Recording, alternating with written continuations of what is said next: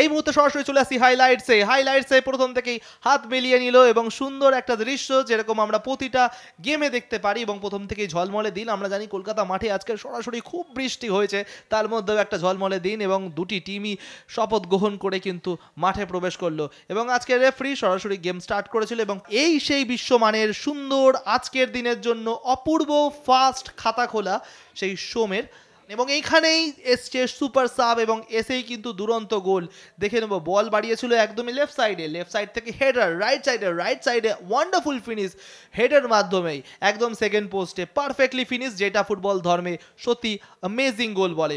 Last মুহূর্তের গোল, unlucky সেই সুদীপ্ত বুঝতে পারেনি, ভাবতে পারেনি এরকম গোলটা হজম করতে হবে। তো যাই হোক, ফুল টাইম স্কোর 3-0। কাস্টমস আরও একবার 3 পয়েন্ট পেয়ে গিয়ে গেল এবং রেলওয়ে এফসিও আরও একবার 3-0 পরাজয় স্বীকার করলো।